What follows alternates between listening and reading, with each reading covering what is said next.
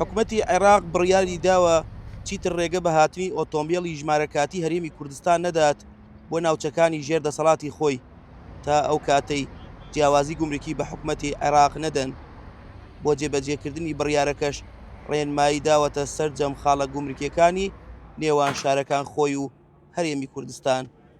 وەکو بەرەبەراتی هاتووی کەرکووک ئیجراعاتەکەین لەگەڵ ئەو ئۆتۆمبیلانی کەوا مەسەلەن بەپێی ئەو بڕیارە مەشمولن. بۆ نمونە ئەو ئۆتۆمبیلانی کەوا لە دوای یەکی شەشەوە دێنە ناو کەرکووک ئەبێ فەرق ڕسوم بدەن، واتە کە هاتە ناو کەرکووکەوە یان بڕوا بۆ بەغدا ئەوە ئەبێ ئیحالی گومرک بکرێت بۆ ئەوەی فەرقی ڕسومی پێڵێن لەبەرەوەی ڕسومی هەرێمی کوردستان لەگەڵ ڕسومی مەرکەز فەرق و جیاوازیان هەیە. اینجا ئەو بڕیارە لە ئەنجومەنی وەزیرانەوە هاتووە. بەڵێن شکوور نزیکەی 10 ساڵە لەم پێشانگایە کاری کڕین و فرۆشتنی ئۆتۆمبیل دەکات، ماوەیەکە بازاریان لاواز بووە و بڕیارەکەی حکوومەتی عێراقیش هێندەی دیکە نیگەرانی کردووە. کەس لە بازار نەماوە سیارە بکڕێ و تاسیرشی لە تاجر و لە معرەز و لە هەمووی کردووە.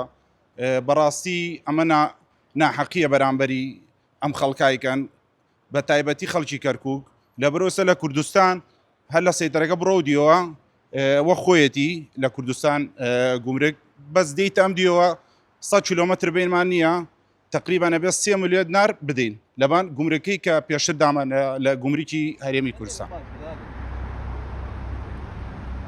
بڕیارەکەی حکوومەتی عێراق لەلایەک بۆ بەرزکردنەوەی و ڕێکخستنەوەی باج و گومرکە بە مەبەستی کۆکردنەوەی داهات بۆ دەوڵەت، لەلایەک بۆ فشارخستنە سەر هەرێمی کوردستانە بۆ یەکخستنی سیستەمی باج و گومرک.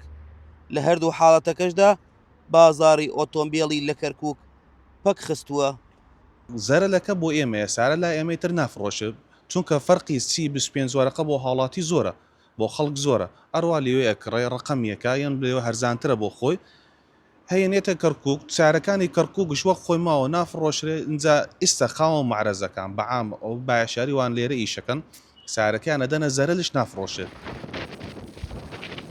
دوای بەرزکردنەوەی گومرک و باج حکوومەتی عێراق خاڵی گومرکی لەسەر جەم ئەو شوێنانە جێگیر کردووە کە ناوچەکانی خۆی بە هەرێمی کوردستان دەبەستێتەوە.